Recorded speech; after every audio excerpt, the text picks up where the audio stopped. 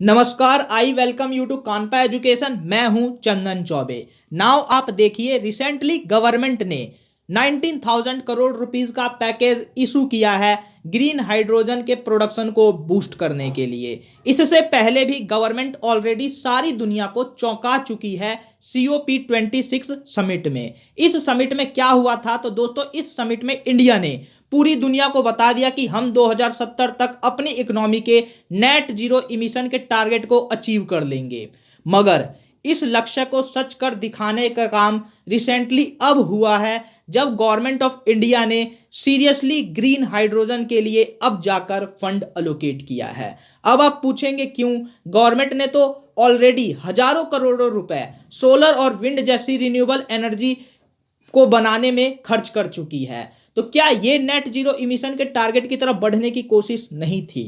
तो मैं आपको पर्सनली बता दूं, इंपॉर्टेंट है सोलर और विंड एनर्जी भी, बट ग्रीन हाइड्रोजन इनसे कई गुना ज्यादा इंपॉर्टेंट है। तभी तो यूएई और सऊदी अरेबिया जैसी कंट्रीज, जहां पर सोलर और विंड एनर्जी का इतना पोटेंशियल है, वो भी बिलियंस ऑफ डॉलर्स के साथ बड़ी जल्दी तैयार हो गई इन्वेस्ट करने के लिए, ताकि ग्रीन हाइड्रोजन का प्रोडक्शन ज्यादा से ज्यादा इनके देश में भी बढ़ाया जा सके। और सिर्फ इतना ही नहीं, मुकेश अंबानी जैसे जीनियस बिजनेसमैन भी अब काफी ज्यादा इंटरेस्टेड हैं ग्रीन हाइड्रोजन के प्रोडक्शन को लेकर। मुकेश अंबानी तो ग्रीन हाइड्रोजन को एकदम सस्ता बनाना चाहते हैं, इतना सस्ता कि ग्रीन हाइड्रोजन अवेलेबल हो सके $1 पर केजी पर। इसके बाद गौतम अडानी जो हैं वो भी ग्रीन हाइड्रोजन की प्रोडक्शन को लेकर काफी ज्यादा एक्साइटेड हैं, और वो भी इस रेस में पीछे नहीं रहना चाहते। इसीलिए फ्रांस की एक एनर्जी कंपनी है टोटल, उसके साथ गौतम अडानी की कंपनी ने एग्रीमेंट साइन कर लिया है, और इस एग्रीमेंट के अकॉर्डिंग दोनों कंपनीज मिलकर $50 बिलियन तक ग्रीन हाइड्रोजन सेक्टर में इन्वेस्ट करेंगे। अपने इस लेक्चर में मैं आपको बताऊंगा आखिर क्यों ग्रीन हाइड्रोजन जो है वो सोलर और विंड एनर्जी से भी ज्यादा इंपॉर्टेंट है, आखिर क्यों इतनी ऑयल रिच कंट्रीज और बिजनेसमैन जो हैं वो ग्रीन हाइड्रोजन सेक्टर को लेकर एक्साइटेड हैं। गवर्नमेंट ऑफ इंडिया ने जो फंड अलोकेट किया है, उस फंड का इस्तेमाल आखिर कैसे होगा जिससे सबसे अच्छा और सबसे जल्दी पॉजिटिव आउटकम मिल पाए? ग्रीन एनर्जी सेक्टर का सबसे बड़ा कंट्रीब्यूशन क्या होगा इंडियन इकोनॉमी के लिए? आखिर कैसे national green hydrogen mission related है ग्रीन हाइड्रोजन पॉलिसी से? सब कुछ जानेंगे बहुत ही डिटेल में, बट उससे पहले मैं आपसे पूछूंगा एक क्वेश्चन, और क्वेश्चन है हमारा, the first country in the world to run the hydrogen train. आपके ऑप्शन है A China, B USA, C Japan and D Germany. Answer कीजिए कमेंट सेक्शन में, आपके सही आंसर को मैं हार्ट दे दूंगा। नाउ सबसे पहले मैं आपको यह बता दूं कि आखिर कैसे ग्रीन हाइड्रोजन जो है वो सोलर या विंड एनर्जी से भी ज्यादा इंपॉर्टेंट है। हालांकि ग्रीन हाइड्रोजन बिन सोलर या विंड एनर्जी के प्रोड्यूस ही नहीं हो सकता, उसका कोई कंसेप्ट ही नहीं बनता, बट ग्रीन हाइड्रोजन जो है वो इंडिया को वो सब कुछ दे सकता है जो सिर्फ विंड या सोलर एनर्जी से इंडिया को कभी भी नहीं मिल पाएगा। सबसे पहले तो ये जान लो कि हाइड्रोजन बनता है इलेक्ट्रोलिसिस के प्रोसेस से। इस इलेक्ट्रोलिसिस के प्रोसेस को पूरा करने के लिए हमें काफी मात्रा में इलेक्ट्रिसिटी चाहिए होती है, और दोस्तों ये इलेक्ट्रिसिटी आखिर कैसे प्रोड्यूस हुई है उससे डिसाइड होता है कि आखिर हाइड्रोजन जो है वो कौन सी कैटेगरी में आ रहा है। ब्लैक हाइड्रोजन का मतलब होता है इलेक्ट्रोलिसिस के लिए जो इलेक्ट्रिसिटी चाहिए वो इलेक्ट्रिसिटी कोल से जनरेट की गई है। वही ग्रे हाइड्रोजन के केस में ये मिथेन होता है, और ग्रीन हाइड्रोजन के केस में जो इलेक्ट्रिसिटी बनी होती है वो बनी होती है रिन्यूएबल एनर्जी सोर्सेज से। बट सवाल अब ये उठता है कि अगर ग्रीन हाइड्रोजन रिन्यूएबल एनर्जी से ही बनेगी तो फिर रिन्यूएबल एनर्जी खर्च करने की जरूरत ही क्या है इसको प्रोड्यूस करने के लिए? हम डायरेक्टली रिन्यूएबल एनर्जी को ही क्यों ना यूज कर ले, उसी से अपने सारे काम क्यों ना कर ले? तो देखिए दोस्तों, यहां पर हम कैलोरीफिक वैल्यू के व्यू पॉइंट से देखें तो हाइड्रोजन सबसे ज्यादा एनर्जी प्रोड्यूस करता है।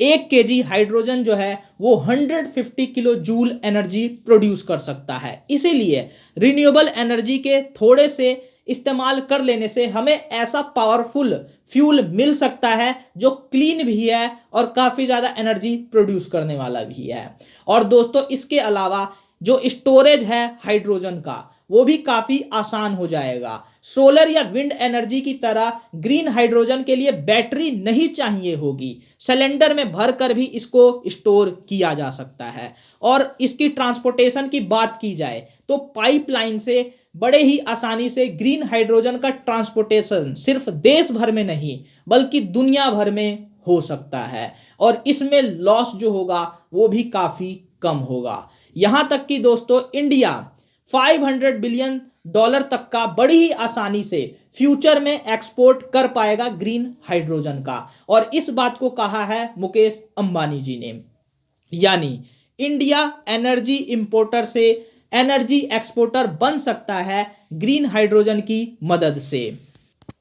नाउ मैं आपको ये बता दूं कि इलेक्ट्रिक व्हीकल्स भी अब तक वो नहीं कर पाई है जो इससे उम्मीद की गई है, क्योंकि जो इलेक्ट्रिसिटी जिससे इलेक्ट्रिक व्हीकल्स को चलाया जाता है हो सकता है वो बिजली कोल से बनी हुई होगी। तो फिर ईवी कैसे दूर कर पाएगी इमिशंस की प्रॉब्लम को जो उससे चाहा गया है। यानी ग्रीन हाइड्रोजन एक्चुअल में हमारी उस डिपेंडेंसी को ही खत्म कर देगा फॉसिल फ्यूल से जो एक्चुअल में हम करना चाहते हैं, और इससे रियली बिल्कुल सटीक जो है हमारे इमिशंस वो कम हो पाएंगे। इसीलिए यूएई, सऊदी अरेबिया जैसी कंट्रीज अब इतना इंपॉर्टेंस दे रही हैं ग्रीन हाइड्रोजन को, क्योंकि अभी $60 बिलियन का ग्लोबल मार्केट बन चुका है ग्रीन हाइड्रोजन का, जिसका मैक्सिमम शेयर जो है वो वर्ल्ड की काफी सारी इकोनॉमीज चाहती हैं और इसीलिए वो आपस में कॉम्पीट कर रही हैं। और इन्हीं सारी डेवलपमेंट्स को देखते हुए फरवरी 2022 में गवर्नमेंट ऑफ इंडिया ने ग्रीन हाइड्रोजन पॉलिसी इशू कर दिया और अब नेशनल ग्रीन हाइड्रोजन मिशन ही लॉन्च कर दिया है, जो इसी ग्रीन हाइड्रोजन पॉलिसी का ही एक पार्ट है। और जो ये 19,000 करोड़ रुपीस का फंड है उसके अलोकेशन से आप देख सकते हैं कि गवर्नमेंट ऑफ इंडिया आखिर किस स्ट्रेटजी के साथ क्या काम करना चाहती है।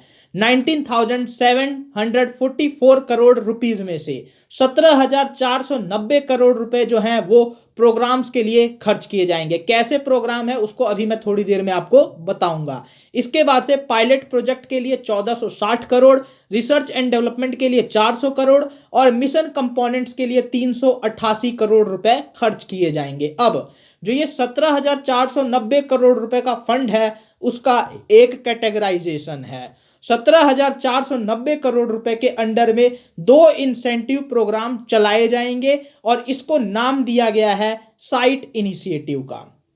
साइट मतलब strategic intervention for green hydrogen transition. इसके अकॉर्डिंग इलेक्ट्रोड्स, इलेक्ट्रोलाइट्स या जो भी इक्विपमेंट जो हमें ग्रीन हाइड्रोजन प्रोड्यूस करने के लिए चाहिए उनकी मैन्युफैक्चरिंग के लिए इंसेंटिव दिया जाएगा। और दूसरा जो है इंसेंटिव प्रोग्राम वो ग्रीन हाइड्रोजन की फैक्ट्री को लगाने के लिए इंसेंटिव दिया जाएगा। यानी दोनों जगह जो मशीन इक्विपमेंट हमें चाहिए उनके भी प्रोडक्शन को बूस्ट मिलेगा इस स्कीम से और ग्रीन हाइड्रोजन के प्रोडक्शन को तो बूस्ट मिलेगा ही मिलेगा। तो ये ओवरऑल स्कीम 5 साल तक चलेगी और इस 5 साल में 125 गीगावाट की कैपेसिटी, 1 लाख करोड़ रुपए के फॉरेक्स रिजर्व की बचत जो फॉसिल फ्यूल्स का इंपोर्ट कम होगा उससे, और 1000 ऑफ जॉब्स क्रिएट होंगी नेक्स्ट 5 ईयर्स में। गवर्नमेंट ऑफ इंडिया ने already green hydrogen policy launch कर दी है जो सपोर्ट करेगी नेशनल ग्रीन हाइड्रोजन मिशन को।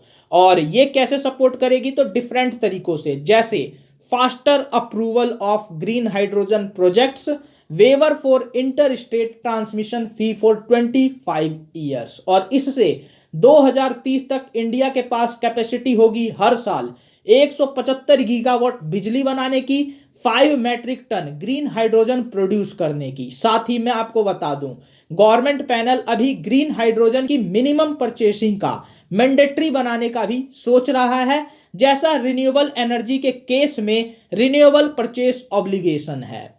अब मैं आपको इस क्वेश्चन का आंसर बता देता हूं दोस्तों। तो इस क्वेश्चन का आंसर है चाइना। अगर आपको दोस्तों इस क्वेश्चन का आंसर चाइना लगता है तो आप गलत हैं। चाइना से पहले ऑलरेडी जर्मनी ने हाइड्रोजन से चलने वाली ट्रेन बना ली थी। और इस क्वेश्चन का जो सही आंसर होगा दोस्तों वो ऑप्शन डी होगा, जर्मनी। वर्ल्ड की बात कर रहा हूं, अगर एशिया का ही होता ये तो यहां पर चाइना जो होता वो नंबर 1 हो जाता।